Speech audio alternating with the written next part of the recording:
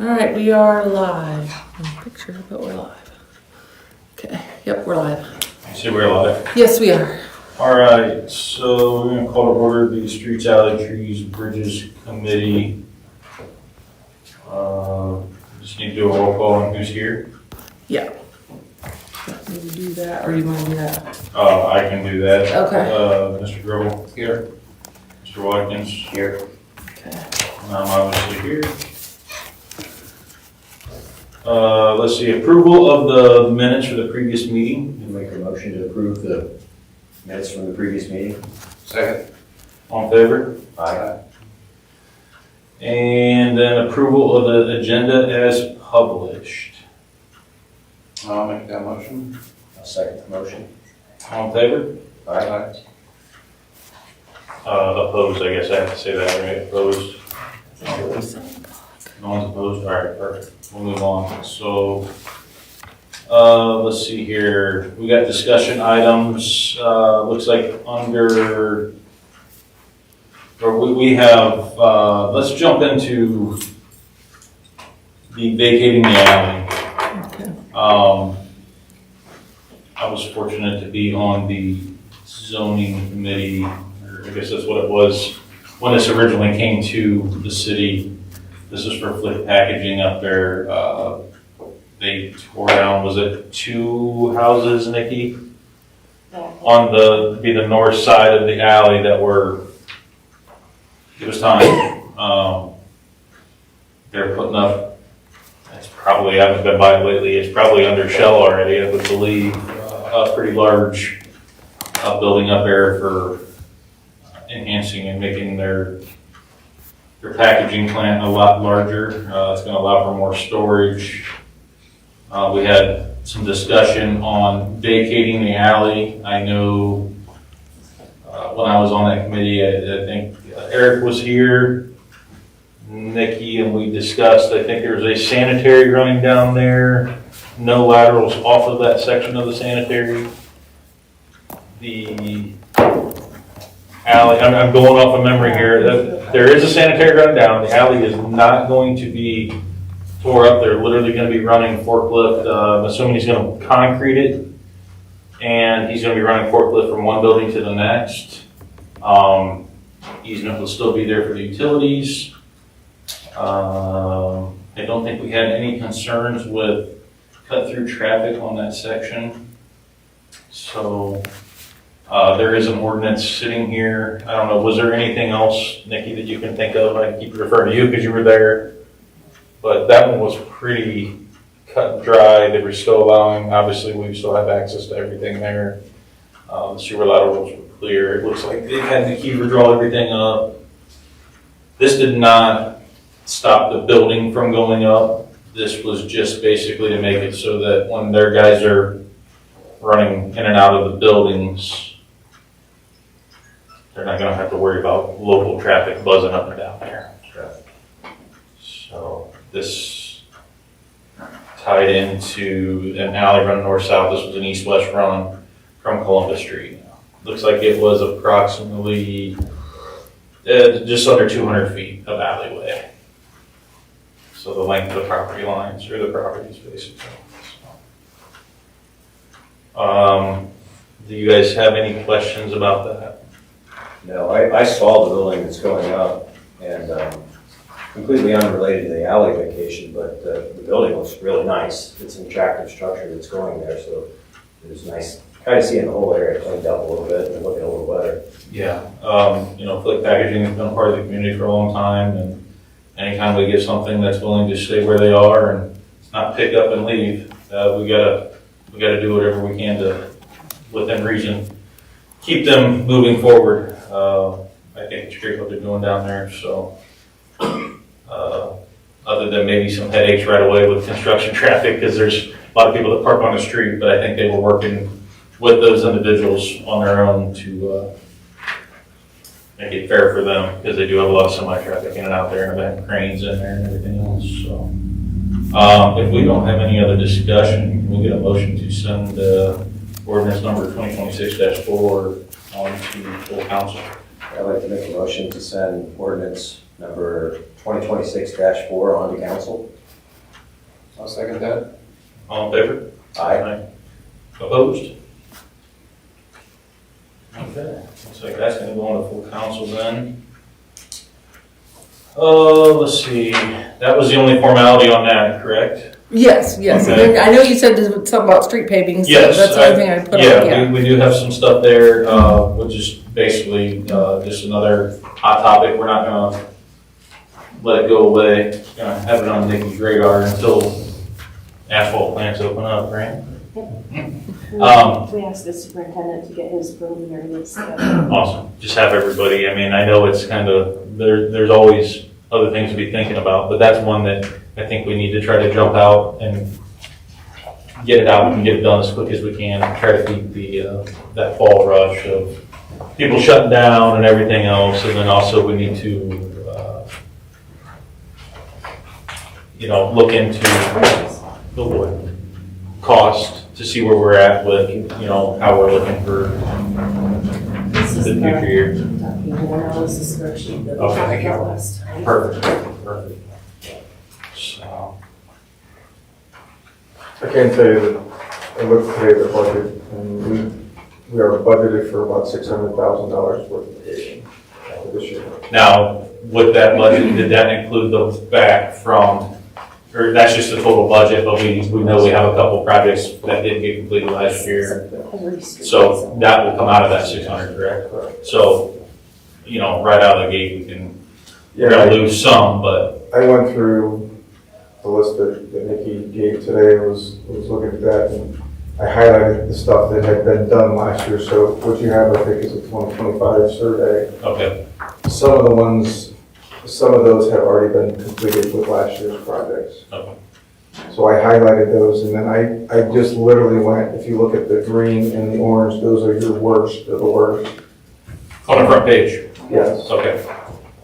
Oh, so red is good. No, red is at 50%. So The others are less than What's 50. what's good is on the back as you All go the way to the back. Okay. Yeah, Is there any way? No. but you're looking at numbers 0 to 100. Okay. Yep. Yeah. So Okay. if we just simply went with straight numbers without, and I say that starting out, those numbers that are in, the greens are already done. They were done last year. Okay, Those that are in the yellow that have, or the orange that have not been done is $490,000 based on last year's estimate, so you expect that the cost would go up even a little bit more. Now, after talking with Nikki and Andy, this is a survey that was done, and we're gonna rely also on Andy and his crews because they're out there day in and day out looking at the streets and what are the worst of the worst, and get those, and try to fit those in. That's a lot of streets that we're covering this year.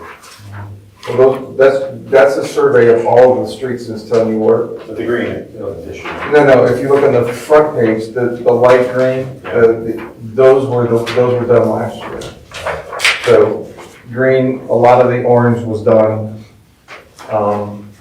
A couple of the reds were done. You really, at that point last year, you start looking at it and you kind of stay away from the dark greens and the blues because they're in pretty good shape. Yeah, yeah, which is nice. I mean, it's a considerable amount. and I get it, obviously, we've got to think about the roads that get driven on the most, that are taking the abuse. I think you did that. I think you looked at trying to make sure that there was something in all the quadrants that was done, so it wasn't all focused in one area. Yeah. And the map I just handed you, it's tiny, but at least gives you a visual of over the last 12 years, what we've been able to pave. So it kind of gives you an idea of, we've been able to touch, quite a few miles of road, but we're in year 12, so we're, at this point, a lot of those streets that we paved back in 2013 are starting to show a lot of wear and tear. So unfortunately, it doesn't last forever. So My only thing for anything on the streets is, we've done as good of a job as we can with the funds that we have, but we just need to stay focused on it. Like I said, I'd like to make it a goal to not be in October and November. And I know that would be a goal for you as well, so When we're not doing ourselves any favors when we do that. When we talked to Andy about that in the office, he was thrilled to hear that the conversation was already started. Yeah. So, and like I said, it'll be a monthly thing, and hopefully you can push that and Mike, drive that. at the March meeting, we should have a list. Awesome. That's good. I can't imagine why we wouldn't have a list, Is there anything else we need to facilitate the time? unless, you guys have favorites that you want to see on the list. I'm not a believer in favorites. I'm a believer in what needs to be done. Yeah. Favorites just get But, people jammed up, and we don't need If that. there's a street that you know of that is in really poor condition, take a look at the list, see where it falls. I will say the estimate on this list, I found that it was slightly off from what it actually ended up being, because this doesn't include mobilization, contract Okay. bond and all of that. So I'd say 10 or 15% lower than where the bids ended up last year. So when Andy gives us his list, he'll do an estimate. He has a calculator that he uses, and so we'll have a rough estimate of where it'll fall. I think, I haven't heard from Chuck or anyone this year where they expect asphalt prices to land. So I don't know what they're thinking this year, but And I know, obviously you and I have had that discussion about communicating with other utility companies, making sure that we're not, gonna pave something that we're getting ready to come in and do a project on. So that's good that you're working with those individuals there. I think at this point we just keep moving forward with monthly updates, see where you stand, and get this snow to melt. That'd be nice. So, anything else on paving? Yeah, somebody did ask me today, those last few streets that were paved last year, had it snowed prior to the last paving? Or was it just real cold and that's why it was just got delayed? really chilly. Okay. Yeah, and the contractor's coming back in the spring to get that stuff all adjusted to grade. Okay, So it wasn't fully completed. The okay, paving that was was the done, question I but the had. adjustments were not. Okay, So Yeah, we those- still have manhole lids and catch basin lids and stuff like that we gotta address. Yeah, we do that. They did get all the sealing done though, I believe, right? I think they did make it out, the tar to seal all the joints up. So that was good. barely, but they did. That was the I question. think they I were was asking. fortunate as they put it down. Thank you for that. So safe to say that if council doesn't get involved with their suggestions, that makes it a lot easier for you to stay on the schedule. Okay, I think we can do that. I think we can avoid Yeah. getting in the way. I think ultimately it's, this committee will look at the list of what Andy and Nikki provide you and make a decision on it, and it still goes to council, and it changed last year. Yeah, it So changed. there were some other Pretty council members significantly. that, I know that there could be some other council members who go, we really need to do this, and then this discussion of. Based upon what Josh said, and I agree with Josh 100%, I can't speak for every council person, but I think that this year, that's not gonna happen. And the other thing, you guys will have time to get this and you'll be able to lay down stuff that you'll be able to lay a list down and say, here's what we are proposing.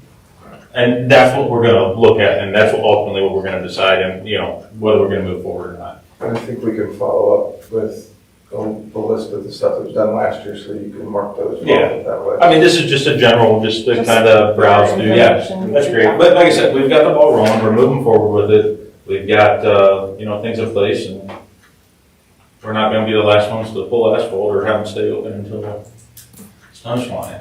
So, that's all I have around the paving. I think we discussed the chip and seal, that's not even a discussion anymore. The bridges, we discussed the bridge, as best we can as far as the overpass. Waiting on that one. We've kind of hit all those topics. The alley conditions, well, they're full of snow. That's all I can say about the alley conditions, and we'll address those. I think we did discuss that there's forms to be filled out. And the city will maintain them as the requests come in with whatever abilities they have there.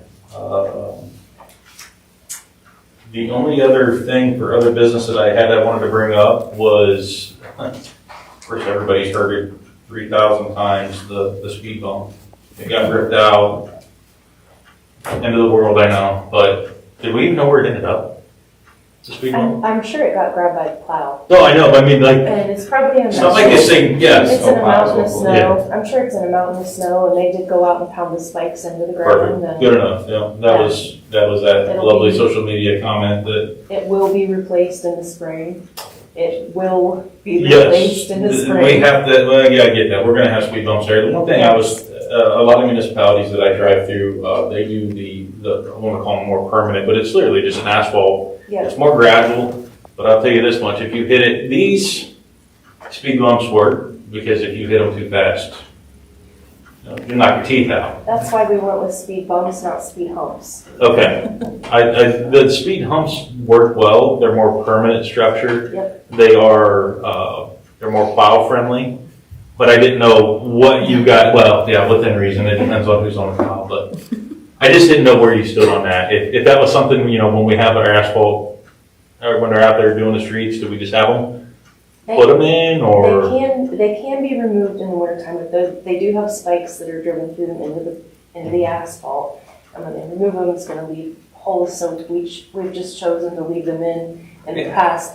This year, this is the first time we've had accumulations that have covered them, and Yeah. I just got. Yeah, I'm not a fan of pulling them out, because once that water gets in there and freezes, it just destroys the I'm not asphalt. either, And that's Yeah. why we left them. This year just happened to be the first time Okay. that there was enough accumulation, so they were visible and got grabbed. So, There's the city discussion on speed bump, uh, or lack thereof. yeah, we have We're a couple back there in reserve. Oh, perfect, we got it covered, Yes. so It's covered. that's awesome. All right, well, do you guys have anything else for, I don't, let's see, what is that, streets, trees, alleys, bridges, trees is a whole nother conversation, we'll wait till they bud out before we have that conversation, so. All right, we don't have anything else, I get a motion, I'll make the motion to adjourn. I'd second. all in favor? Aye. Opposed? All good with that one, Willie? Yeah.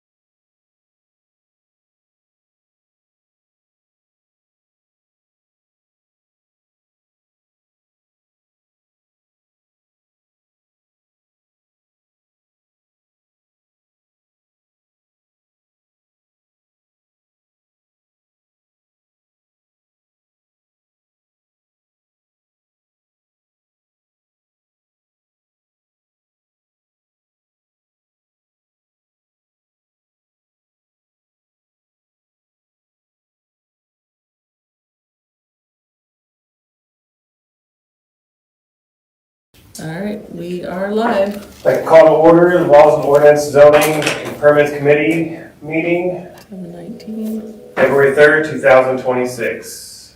Roll call. Mr. Woodmansey? Here. Mr. Gribble? Here. Mr. Strickland? Present.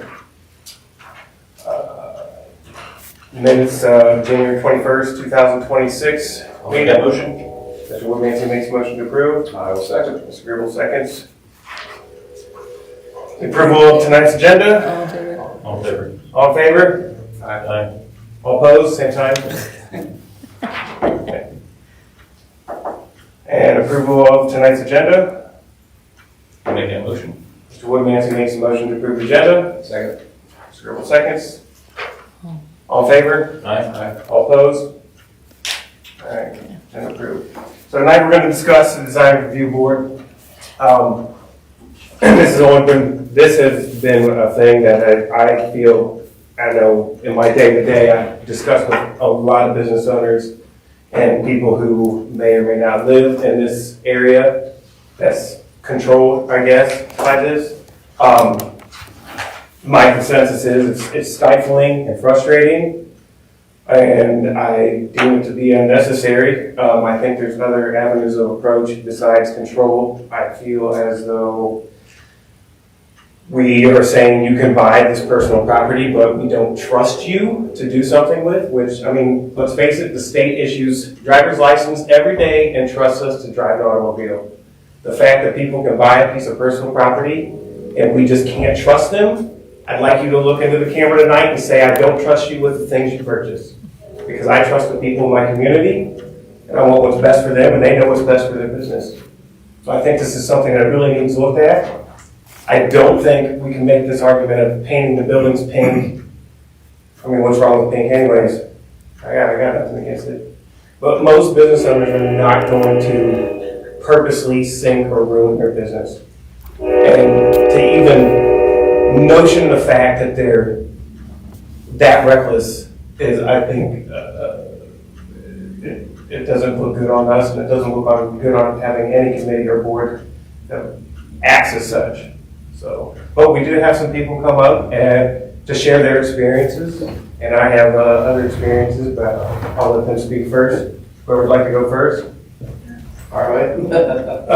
We bought the store in 2008, bought the buildings surrounding in 2009, when we originally closed 232.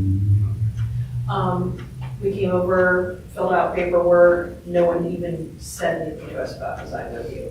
It wasn't until we had already closed that in, put in vinyl windows, we had cement board, then they said we had to come before design review. So we filled it all out.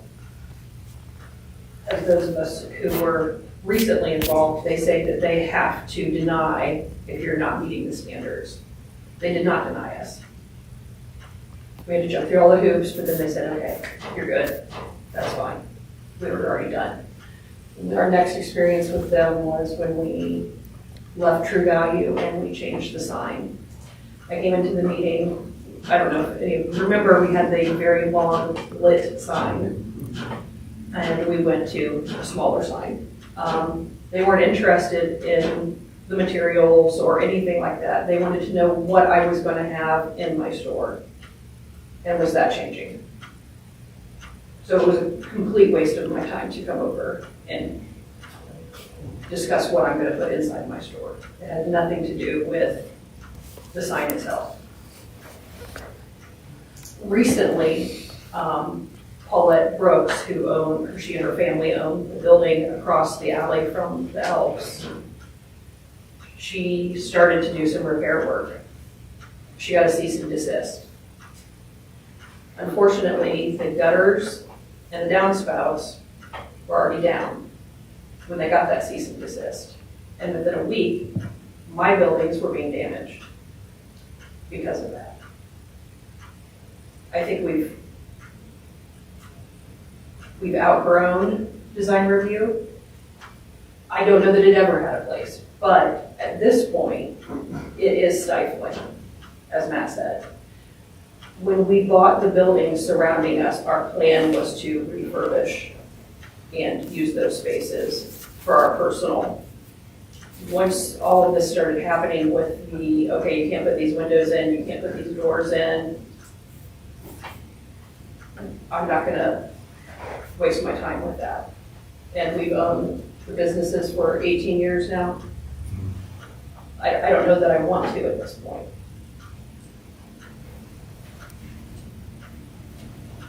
Obviously, I came in support of Elks because I wanted to support them, but also because I do have a vested interest in that facility because I use it monthly when I have my stitching gatherings, which I'm bringing 45, 50 people to the community. But they come and eat, they shop, not just at my store, but they shop at other facilities. But everyone loves the space, the lighting, everything that's happened since we started, the ladies love. You have anything you wanted to add? Summed it up very well. Thank you. I'm here, we got trustee Theops, like I said, we've sort of worked hand in hand, like I said, it's been trying at times to get to where we wanted to be.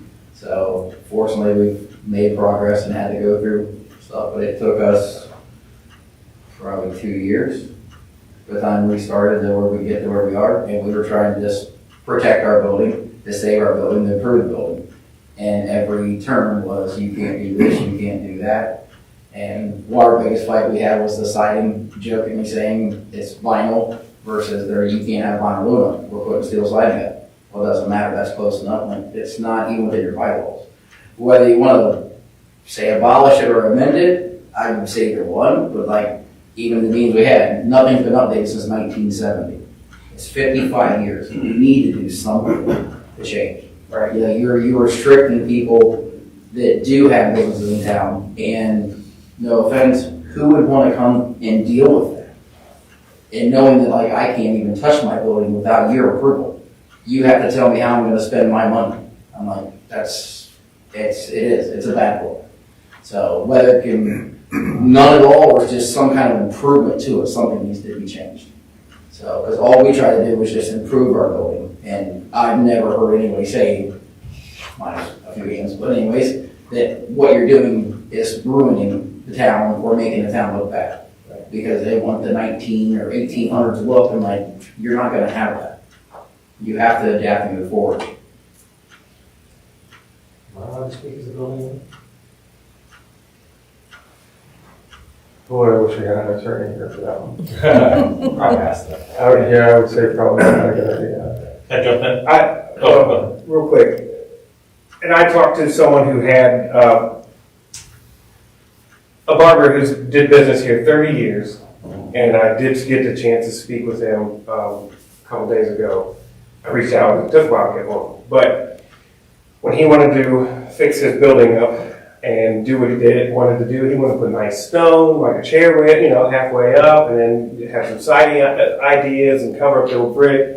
This was, mind you, during COVID, so it was difficult. They weren't meeting up here, they met at a church. He told me they changed the time of the meeting, so by the time he showed up, they said, meeting's over, you can't do what you want. And I mean, he did business in Galion for 30 years, and he said at that moment in that parking lot, he said he's never coming back to this town. So he took a very successful business that he wanted to open in the back of that building.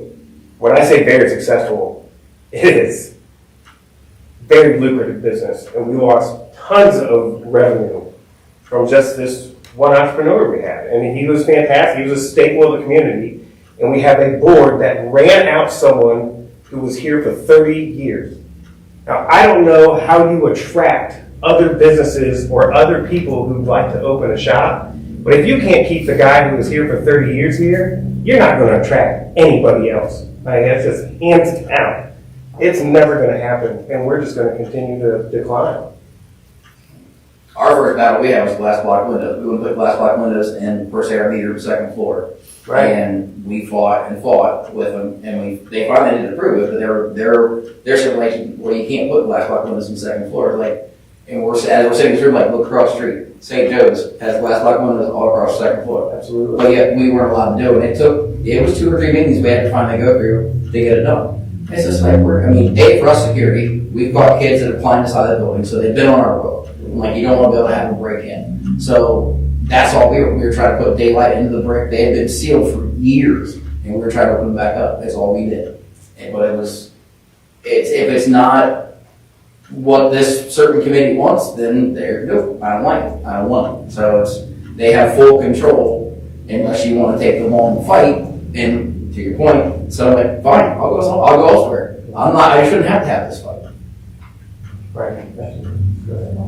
So these guys, thanks for coming up and speaking on that. This is no secret to anybody in this community, I don't believe, of what the Elks and what you guys and what any of the business owners have gone through.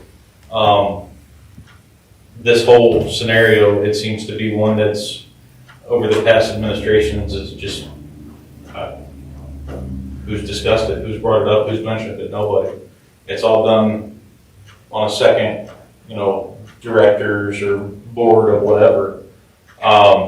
We discussed it in pretty good length the last time that something has to be done, right? This is only our second time discussing it, and I want to act fast on something because we're going to come in the spring on potential, building owners may want to do something. Right. We had a bad winter. We know there's going to be repairs. There's been a lot of snow sitting on these roads. Obviously the scenario you talked about with gutters being ripped off, and who knows what those repairs are going to be, right? Like you don't want to have to jump through hoops to get those things taken care of. So I think right out of the gate, which we've already kind of reviewed this, Matt gave us the full version this time. We jumped through here, but I think we need to have I personally think this needs to be discussed with full council as to, because we can sit here and talk about it for 3 months, as we've witnessed happen for how many years now. It just gets talked about and nothing ever happens. But until we get it in full council, to give everybody an opportunity to discuss it, and then we come up with do we dissect this thing, revamp it? Do we take the design and review board completely out of it and put it into the building inspector's hands, where he is going to follow current building codes? That's what we're going to mandate. We're going to, we have commercial codes that these guys have to follow. Right. They don't get to go with just a residential, they have to follow commercial code, which they're not opposed to that. But don't tell me that I have to use something so far removed from today's standards. Like a vinyl clad window that's 5 times the amount of the Exactly, standard window, yeah, right? so That's the crap that's just, people don't have that kind of money. Moving forward isn't the same people sitting on the same committee for however many years this has been around, right? That's another no-brainer that something's got to move forward. And we got to get rid of that. So does the city have the authority to break and remove the design and review board? Yeah, because it's held together by an ordinance 1311. The answer to that is yes. It would have to be, council would have to abolish the ordinance. Yes. To go a little further with that, we have to be careful with just eliminating something. Absolutely, because what's going to happen is now, and I think that this might be a fear some of now everyone's just going to do what they want, right? But we still have sign ordinances, and we still have our city inspector, and they're not going to let someone just build a giant bump out on the 3rd story, right? So that's not. They're still going to have to get permits. They're still going to have to go Exactly. through all this stuff. There's still a Yes. process. This was just an extra bump in the road, because even before, let's say, these businesses wanted to do something, according to 1311, they were supposed to go to design and review before they even got a permit. So we go ask somebody, go like this, we ask somebody if we can do it before we even see by the expert if we can actually do it, right? Our city inspector, who is the expert, expert matter. So we got to ask people who aren't the experts first if we can ask the experts. Why? What are we doing? No, I agree with that. And it just slows the process. And a lot of things are time sensitive. Maybe someone needs the addition. Maybe they've got a huge investment and they're sunk every penny into their business and they got to get this ball moving. Well, now what? You're going to wait a possible 6 weeks, 8 weeks for another board to approve it. Then the inspector approves it, and then maybe they want to fight it, go to council, or then they got to go to a appeals board, and then what? So now you take what could have been a couple-week process to get approved to now 10, 12, 13 weeks or longer. Why? When you have so much money tied up, what's the point?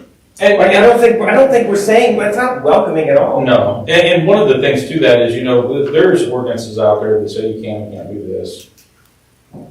There's reason rules are in place just because somebody made a mistake, right? And that's why we have to have rules, right? We do the same thing in our industry. So we're not saying we're not going to have rules. You're going to have the codes that are out there that have been. The Elks did not have any problem following code. Right. The Elks didn't have a problem with doing whatever. What the Elks did have a problem with is the different scenarios that Jeremy discussed, right? And I don't know if we go into full detail. And the time, Jeremy, how long did we discuss, or how long did that go? Yeah, you gotta do the better part of 2 years. 2-year process. Because we got denied, and then we tried to figure out how to get around it, and then we went back to them, got denied again, and then had to go to the BZA, wait on them, and the whole time, no offense, then you're waiting on the product to order, because you're not gonna order it until you actually need to use it. So it's, And in the meantime, we got somebody upstairs trying to fix the building, and we have the excess of water issues. yeah, Because, and finally, the end result is, move forward. Yeah, right. They gonna tear our building down? They gonna tear the building and down? now we have no. And I hate to say that, because that's where business owners have gotten, right? They're just like, you know, it's frustrating, and Matt, like I said, we could beat this horse all day long. Right. We've gotta move forward with something. Terry, Brian, you guys have any input on this one? No, I agree with 100% what you're saying. Let's take it to the council, talk about it some more. To have general discussion about it, Yeah, right? absolutely. Propose something. I would suggest a public hearing. Because I think you probably would have to have a public hearing to remove it as well. Maybe, Mr. Baird might have to weigh in on that if you wanted to remove it. But if you're gonna have an open discussion about it, you might allow the community to come in and have a say in it. Business owners in the community to have, because as much as we're going here, I think there was at some point in time a reason that it was put together. Well, yes, the purpose was to preserve resources directly linked to the economic, social, and cultural well-being of the community. Well, if that's our purpose, the economy has died, the social aspect of Uptown has died, and the well-being of the population is declining. So if this was the purpose of it, it's definitely failed. And it's right here, ordinance 1311. And I read through this ordinance over and over again. And I made little notes, but there's nothing specific besides saying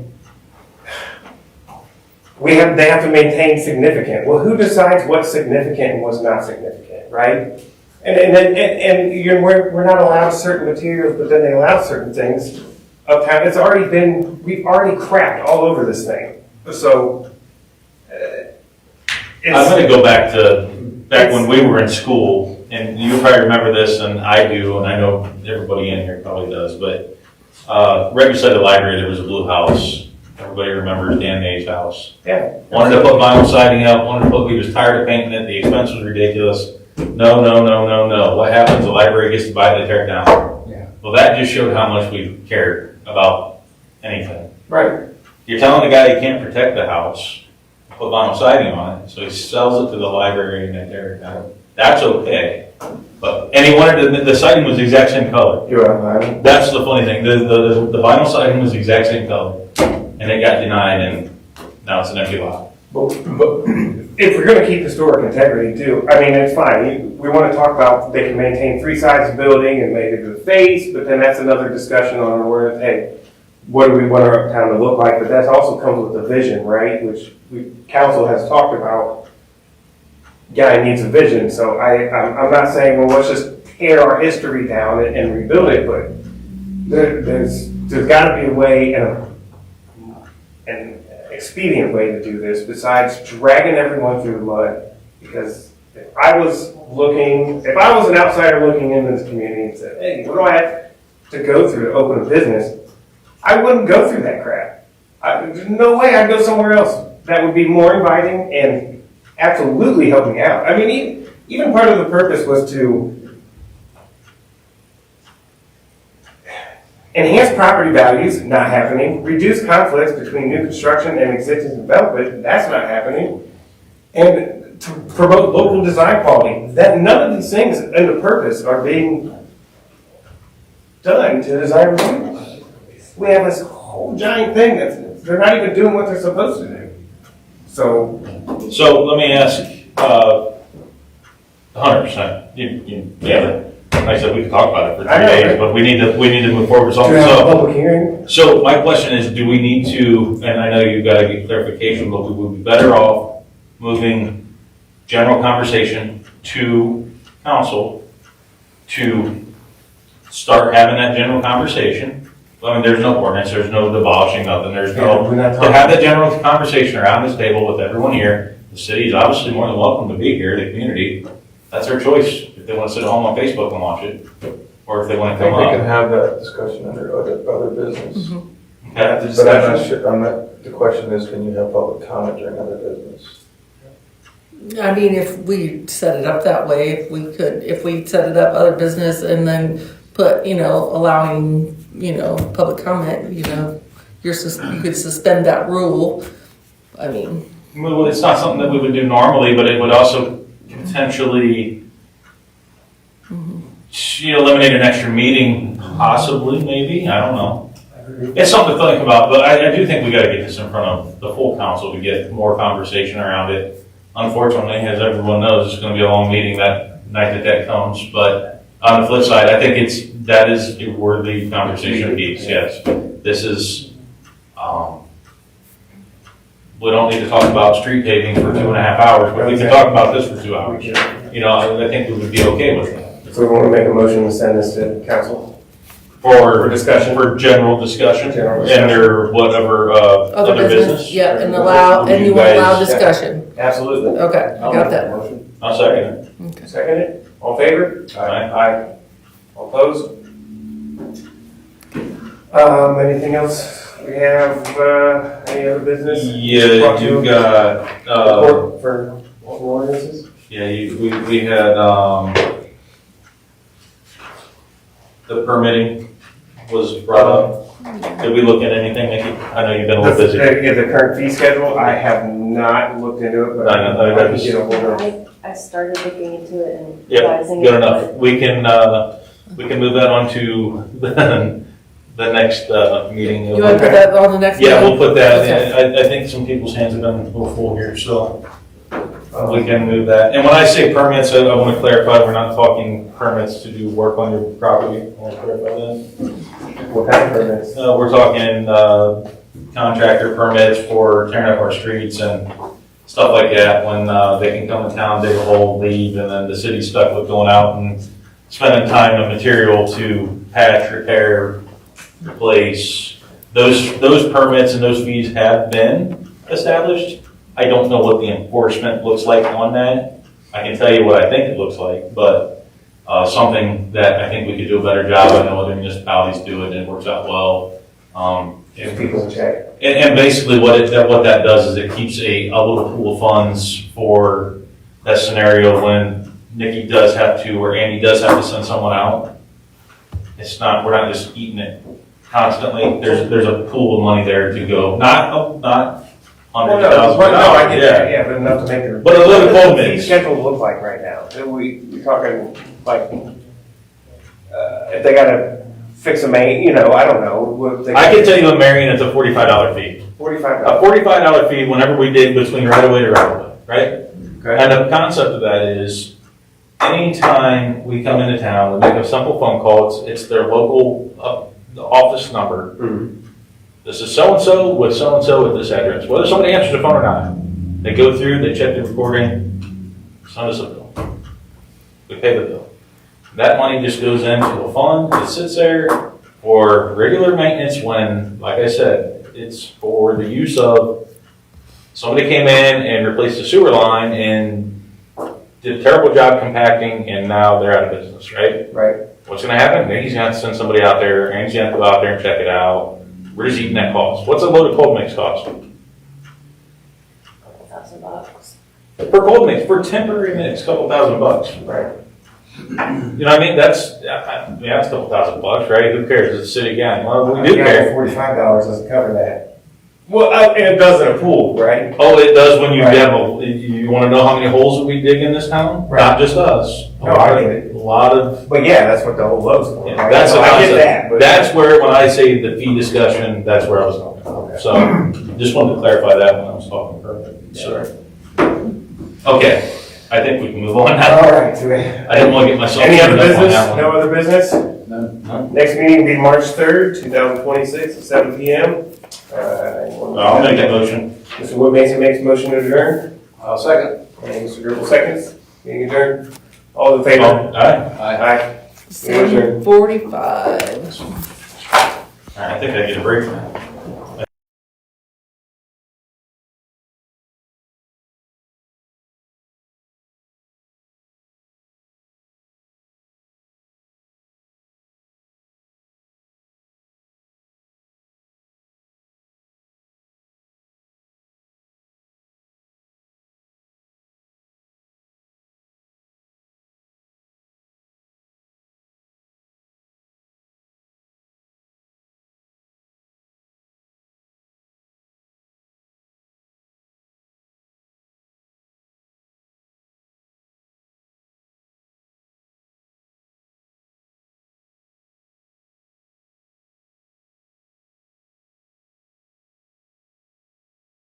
The Parks and Recreation Committee meeting to order at 7:46 PM. And we'll do a roll call. Mr. Richard, not here. Mr. Strickland? Here. And Mr. Watkins, here. Can you get a motion to approve the minutes from the January 21st, 2026 regular meeting? I'll make the motion to approve the minutes. And I will second that motion. All in favor? Aye. Aye. All opposed? Okay. Can I get a motion to approve the agenda for tonight? I'll make the motion to approve tonight's agenda. I will second that motion. All in favor? Aye. Aye. All opposed? Okay, so the agenda is approved. So discussion items, first thing on here, we had the TID from our last meeting. And I have to confess, I haven't put together a meeting yet with any of the property owners uptown, or any of the business owners uptown. Randomly stopping in, I have talked to some today. I was in at the new bridal gown and formal gown shop, talking to them a little bit about some of the plans and ideas. They were very excited about that, and that's pretty much been the response with every business and every business owner that I've talked to. So I'll get on the ball, and I'll start putting that together, and we'll see if we can do some public meetings with business owners and property owners uptown. That'd be great. And then moving on to the... Do you want me to keep that on the agenda for next month too? Or Yeah, just let's wait to do hear that. from you? Okay, okay. And I'll do a little bit better job of going into next month and getting that organized. Okay, I didn't know. I thought you said to put it on there, so I kind of just did, so. Yeah, thank you, Julie. Mhm. The next thing we have on the agenda is the council rules. Julie was nice enough to send out the council rules for changing the committee name of our committee, which we talked about changing from Parks and Recreation to Parks, Recreation, and Tourism, tying the tourism in with the recreation aspect of it. That's probably the most exciting thing when I'm talking to businesses uptown. They love it. They're really into it. I've also talked to some of the organizations like Main Street. Yeah, everybody seems to be excited around the whole idea of promoting tourism, getting that going. Julie explained that we don't need an ordinance to change the committee. We just have to go through the rules and then vote on it in full council. All right. So that hopefully will become in maybe the next council meeting. Yeah, I want to make a motion to send that to council then. Okay, and I will second that motion. Okay. All in favor? Aye. Aye. All opposed? Okay, motion carries. Is that just changing the rules? It's just changing the rules, and that's where the committee, that's where it lives, the committee. It's on page 6.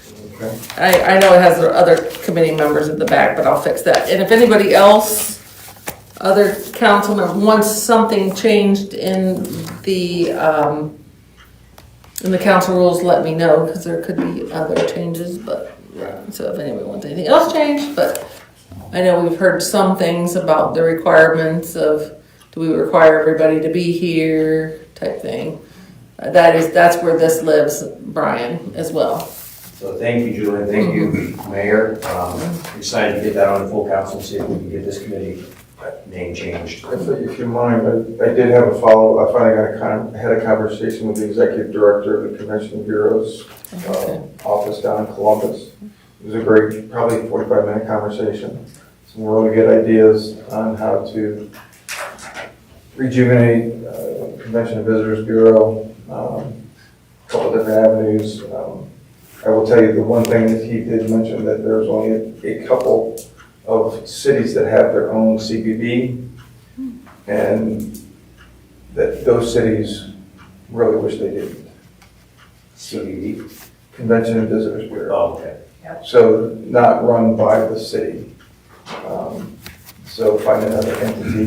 The easiest avenue would be to have experienced guy and come back together, or somebody take it over under that name, or we find another, whether it's the Chamber of Commerce, or if it's Galion Main Street, or if there's somebody else that wants to do that as a 501c3, so. Okay. But it was a good conversation, it gave you some good things to look for. Thank you for doing that. And I think that, in my opinion, when we have the discussions with groups like Main Street, or possibly a new experienced Galion, if we can get feedback as far as what their vision is, what their motivation is, what they want to accomplish versus what we are trying to accomplish, then we can probably determine who would be the best group to administer that.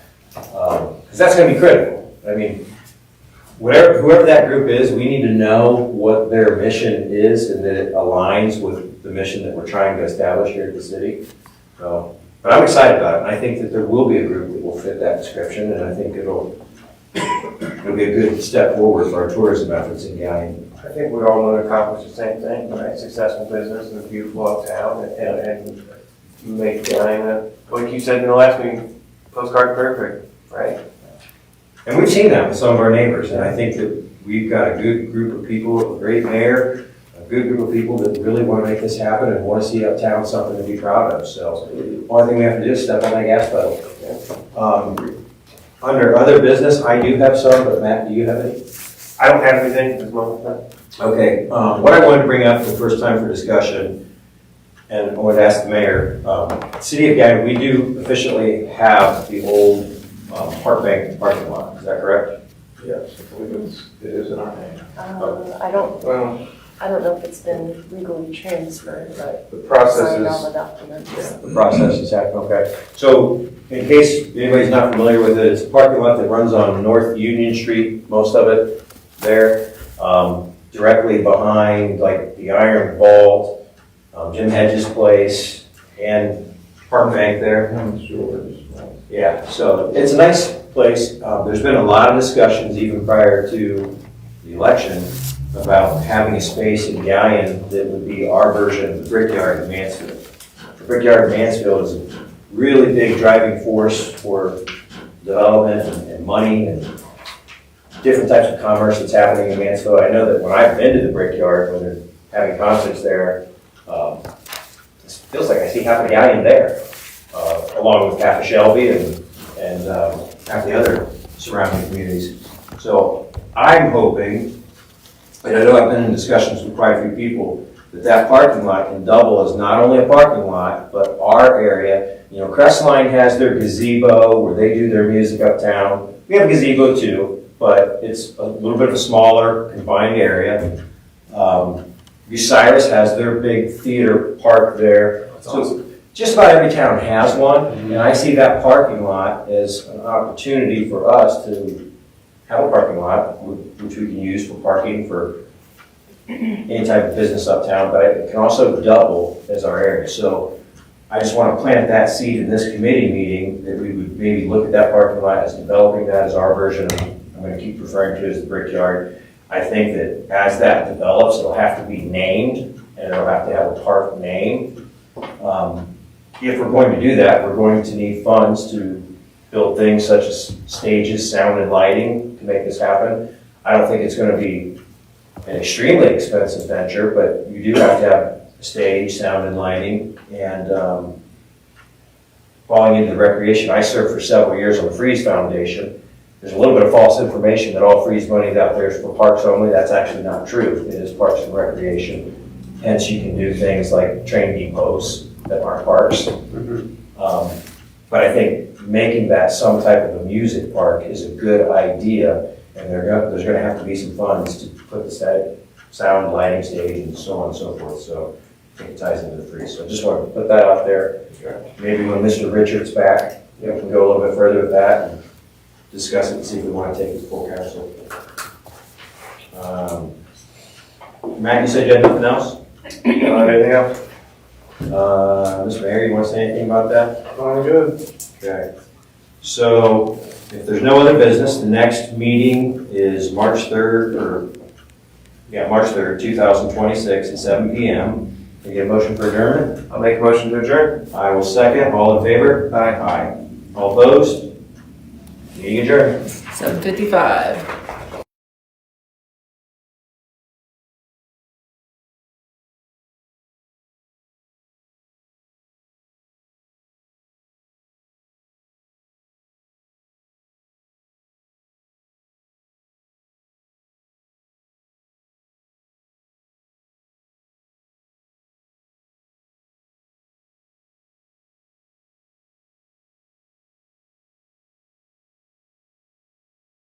About that. Didn't do that intentionally. I forgot to change the name. Right back. Yeah, Go back in. this is back in session. We forgot somebody that wanted to speak, so we're still with the Parks and Rec meeting. And I apologize. On our agenda here, there's nothing that says on the agenda for people to speak to the committee, so that was a mistake and an oversight on my part, but I'll live through it. please, thank you. I'm Phil Sherman. I was one of the commissioners on the War Memorial on Veterans Triangle for 4 years. I was the primary designer of the monument. The reason I'm here tonight is there is damage to the podium down there. It's been damaged now for 3 or 4 years. And I'd like to see it get fixed. And the way to do it is you have to pull the podium. It'll have to be sent away to someplace like Columbus to be fixed. You can't order a new piece of granite because by this time, the quarry's in a different location, so it's not going to match. It shouldn't be a terribly big expense other than it's going to take some skilled labor to pull it and send it away. And I'd like to see people entertain that idea. We're talking about Hudson Park, right? Yes, sir. Mr. Sherman, you said it would be a large expense. Do you have any idea? I'm taking a wild guess at maybe $1,000 plus transportation. Thank you. Not terribly big, but within reach. It'd be a lot less expensive than trying to replace it. Okay. Well, I agree with you. I think it's incredibly important to get that replaced and have it repaired and restored to its original. There was, when I went through the process the first time, there was a lot of vets that really got excited about the whole process. And it's a source of pride for the community. We like it. Yeah, that was a good day at the office. It just was. Yeah. Well, thank you for your work on that. And I think that regardless, we could definitely get that taken care of. I mean, it may be a service club. It may even be a group like the Elks that's constantly doing things like that in town. Or if the mayor wants to just bypass that and act quicker and go towards the city taking care of it. But there's a lot of options. And for the price tag that you're talking about, it probably needs to be done sooner rather than later. Yeah, I'd sort of like to be there or somebody in the monument industry because it takes nylon straps versus chains and you have to pull straight up rather than use crowbars or you're going to chip it. Is that something that Longstreth obviously They would did the be? original job, that would be a good bet. Yeah, I mean, they're a local company, so that would be somebody good to contact. I'm assuming. That was their So- job in the first place. Thank you. Mr. Sherman, get with me after we close this off. Yes, Thank you. Thank you. Again, I apologize that that's okay. we didn't have you initially. So, but I appreciate your comments and we'll take care of it. Thank you. Now you want to make a motion to adjourn again? Yes, I'd like to make another motion to adjourn. I'll second that. Okay. All in I just favor? switched on. Opposed? 7:59. Sure. How many you do?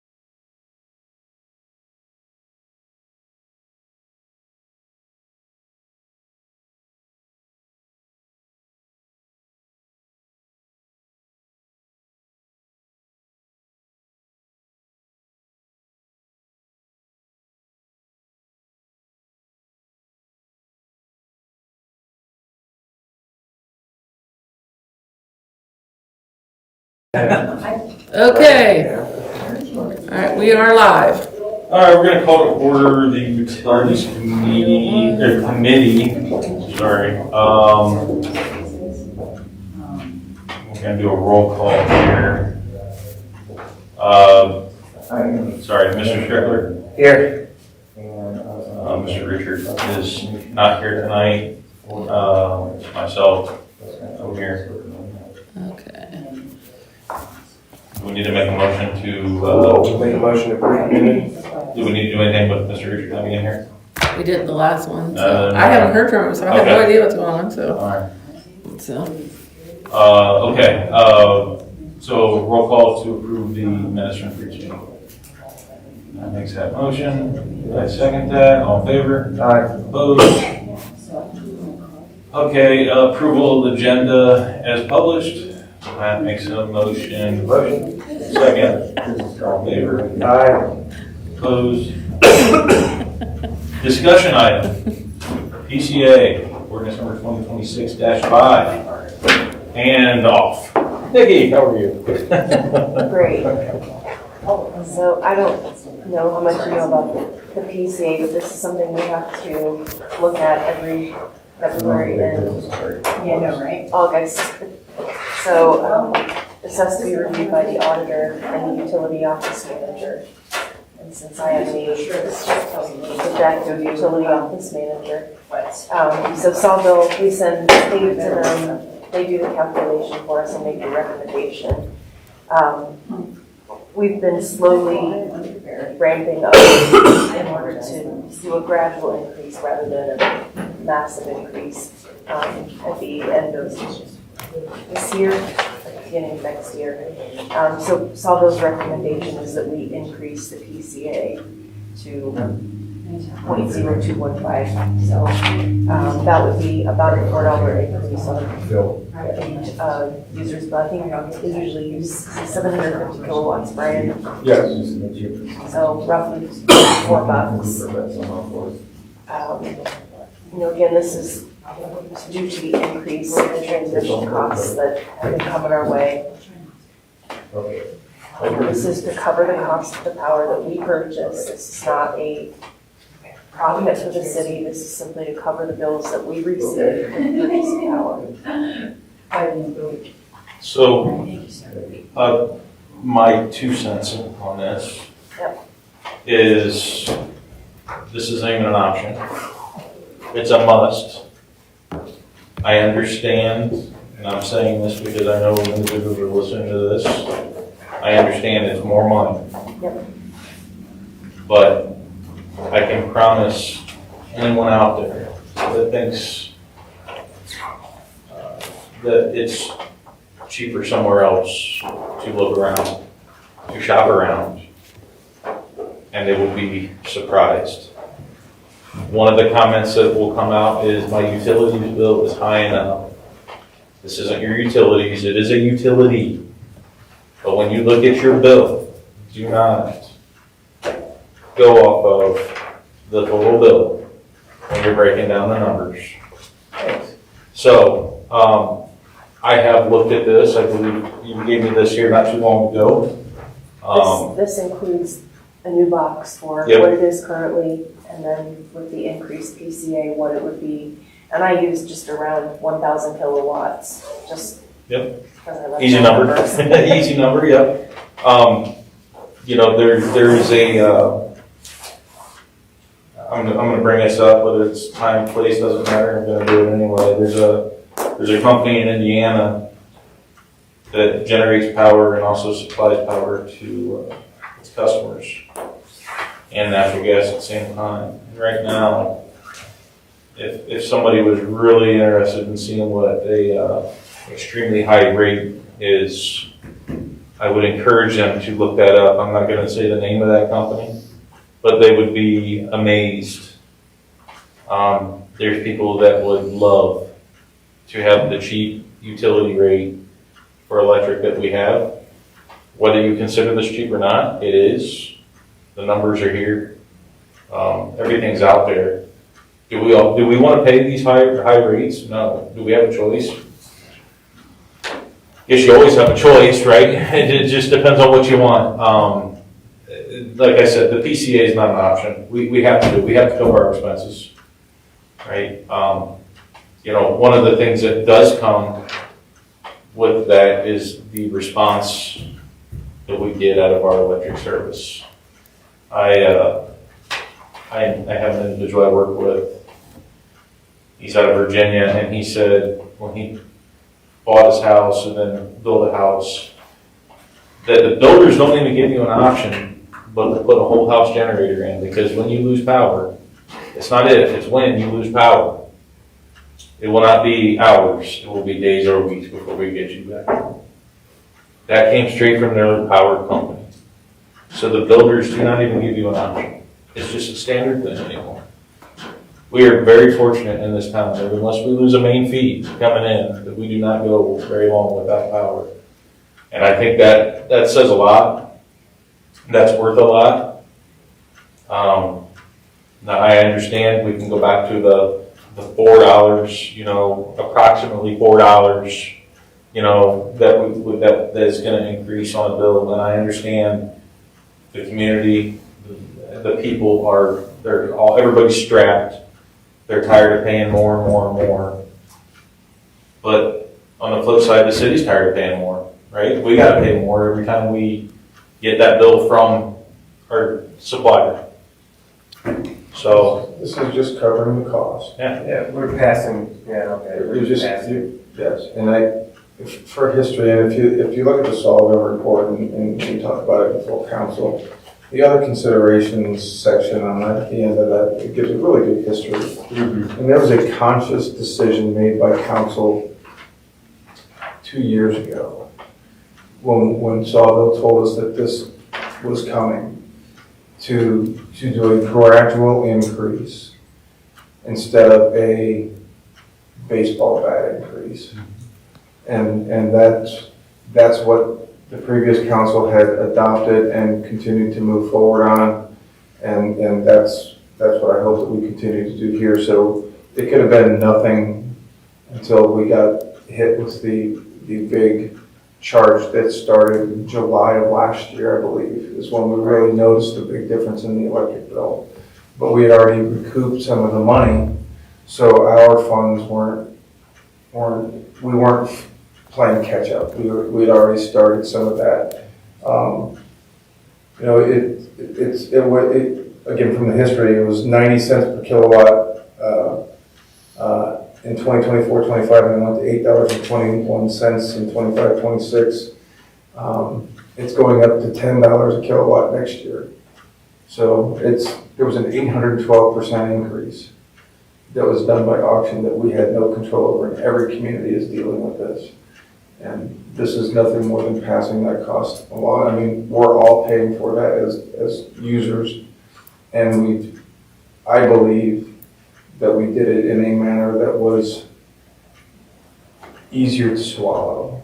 Nobody wants to see a $20 increase, but if you see a $3 or $4 increase over time, that's easier to budget and easier to swallow. And I think that's the decision that we made the last couple of years. Nikki and I did as auditor and service safety director, and then we passed that on to council and they agreed with it. And I think this is, again, we have to pay the cost, and we either choose not to do this and there's a huge increase in September, or we do it now as the gradual and then another small gradual probably in September.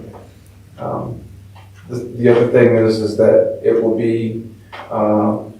become effective if it's passed on the March or the February bill, so you wouldn't see it until March either, so your March bill. Well, I personally think that this, you and Nikki and the past council, obviously, they made a great decision by doing it that way, because in the end, it's not going away. We got to pay it.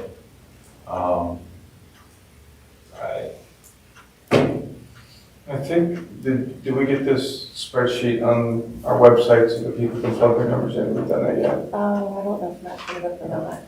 Yeah, that'd be. The goal is to put that analysis or it's a spreadsheet that shows you can plug in your numbers and it will show you what the other entities around, First Bureau, Ohio Edison, and AEP, and First Consolidated, what, if you plug in the kilowatt, the electricity that you use, then we'll show you what you'd be paying in other communities. And we do this, what, February and, what did you say, September? We look at, it goes into effect for the March and September billing, so you look at it in February, you look at it in, late July, early August. Okay. We will contract again with Sawville to have them do the study. They look at all the numbers, the power usage, and they look at the grid numbers and what the cost of the power. I mean, and I know this is to stay ahead, so we don't get just nailed by, an increase. The goal is that when it comes again, when it hits that full max, that we will have gotten to that full max. So when it first started, we actually, the PCA was recuperating a little bit more than what the actual cost of the power was. Right. And as time was going on, that reserve, if you will, and it really wasn't a reserve, we weren't keeping money and holding it, but the cost of the electricity was catching up with what we were charging. So at some point, we're going to get to that point where it's complete apples to apples. Right. So And if the increases stop, then we would, obviously our increases stop, right? yes, absolutely. Okay. It is nothing more than recuperating the cost of the electricity that we're paying. The generation cost for electric is went through the roof. Yes. And then with all these data centers going in, That was all the states doing, that's a, yeah, I mean, these data centers, they eat up the power like no other, and they're putting more and more generation stations in, and people are gonna pay for it, right? And we are the people. Whether we have one in our backyard or not, we're gonna pay for it, so. Long story short, I would like to make a motion, am I able to do that? send this. Just send this to full council, I second that motion. all in favor? Aye. Opposed? Do we have anything else? This came in our email late in the day. This is the AMP, power supply summary for 2025. So I thought I would give this, it came to you also in your email, but kind of gives you an overview of, we used more power than they forecast, that kind of stuff. So just gives you the general idea of where we landed in 2025 as far as usage and costs and all of the things. Because we get, I don't know, around October, September, sometime, AMP will do a forecast on what they predict our usage to be, what they predict prices to be. So when budget time comes around, we have that, so we have a number to plug in. It was pretty close last They're year. pretty good at that. So it's just kind of interesting, and it shows, how much, what percentage of our power is from, for example, Prairie State, NIPA, hydro, that kind of stuff. So it's I would assume that our bill will be pretty significant for January because of the cold weather. I think the email I got was, I think we hit a peak in December, in January for usage because of the cold. They send out alerts for us. We don't do peak shaving around here, but they send out alerts when the grid's sort of maxing out. Right. And I got a couple of alerts that we might hit peak. So I know people were having their space heaters cranked and all that, but, absolutely. and that's, they said colder than average and hotter than average. Like trying to predict the weather. Yeah. Not gonna happen. Yeah. For some utility, other discussion, how did we, so far, how have we fared the water main breaks? I'm talking, What a hard way to use it. no, we know about that, that was a leak, yeah. Do you really want to bring that up? No, I'm talking in general, like we've done, I know Columbus had a lot of major issues, and I think we've been pretty fortunate so far. It's supposed to be up in the Knock on wood. mid-30s later in the week. I'm a little nervous about that. That's when things start to move, Yeah, yes. I'm a little nervous about that. So, But No, I mean, no, we don't want to talk about it, but You know unfortunately, what's on- there are things that, we've got to, obviously we have an old infrastructure that keeps showing itself out on the Harding Way stretch, and Yep. that's something that we'll soon have to probably have a good discussion about. We've had One of many good discussions, but it is something. another discussion about that with Andy yesterday. Today. Anyway, we had a Yeah, I discussion with Andy about that this week. Okay. That was yesterday. So one of the things, Nikki, that I would like in your spare time, you to do is reach out to, have you ever dealt with Aqua out of Marion? I'm curious to see how they do street replacement with the city. They work together. Obviously, Aqua is its own entity, but they work with the city and they do street by street when they're coming down to do a project. And when I say this is complete. Just curious to see how this works. We did the storm sewer project down here on, what was that? First was this past, when something like that's going in, Aqua will just jump in there, and obviously, if that's a critical piece of their puzzle, they're gonna take care of it while the streets are tore up and do all that. I'm just curious to see at some point how and what they've done to get on some sort of a replacement plan. And when I say that, it's complete random streets, and it may be this year, it may be from Harding Way down to, was that Atwood down there, and they just completely focus on that. Something is better than nothing, and we know, this, we have record of our worst pipe and our best pipe, and kind of, unfortunately right now, this main corridor is a problem for us, right?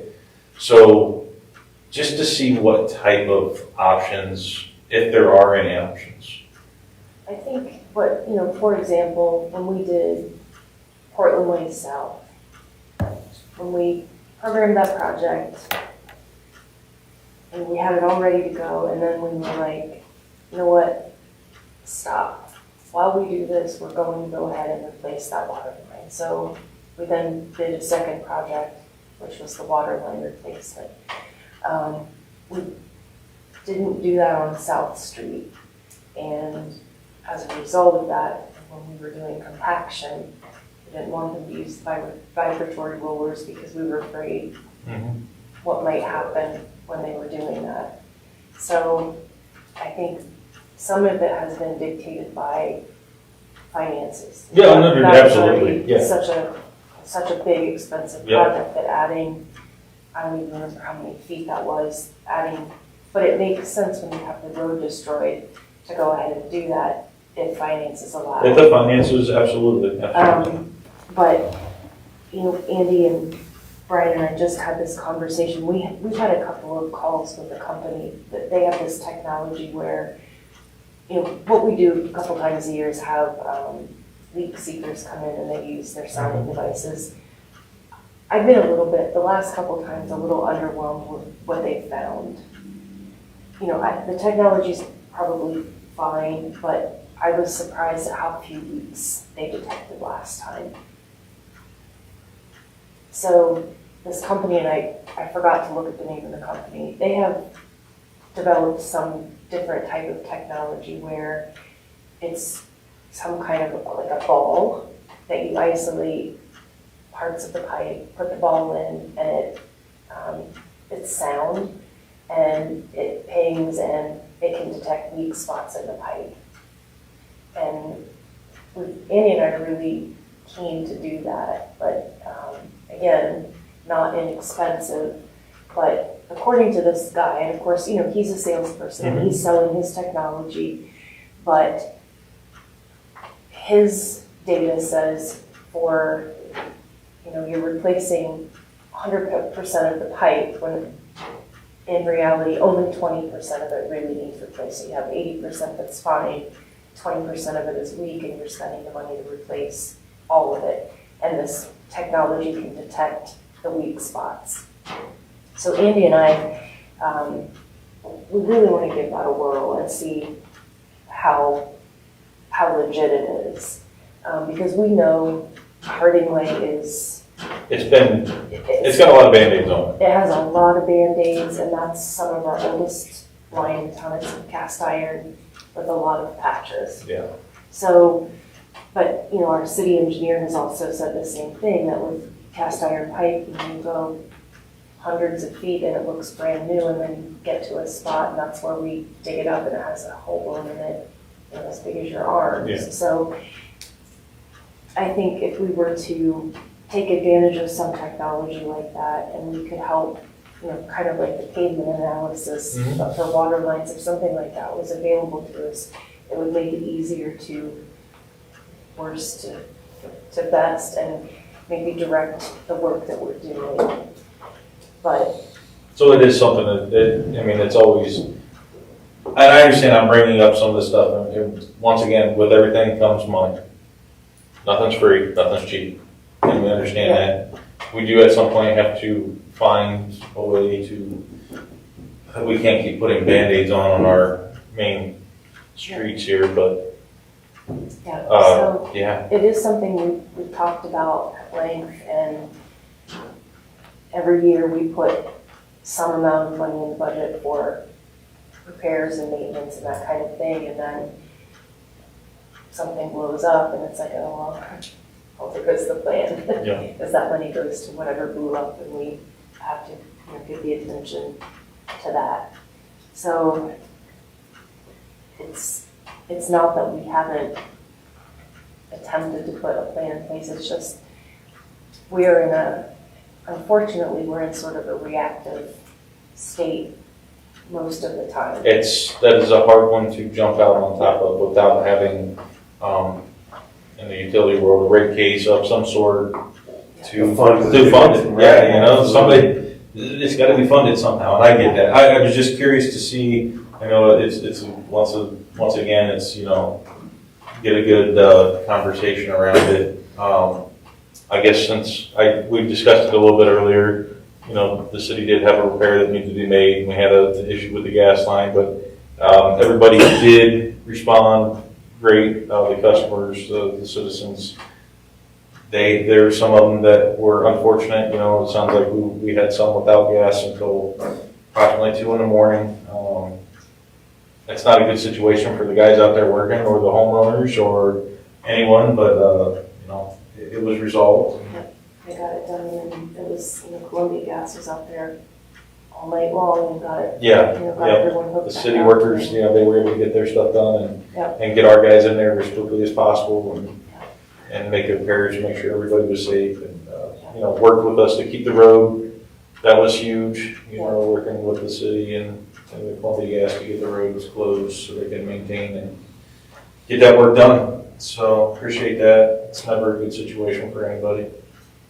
That was not an ideal day for us to go out and do that kind of repair, not being able to use a jetter truck and that kind of thing. Temperatures were, It wasn't ideal for anybody to even walk outside. How's that? but, you know, the guys did the best they could. Yeah. And there were an unfortunate set of circumstances that just, everything that could go wrong did.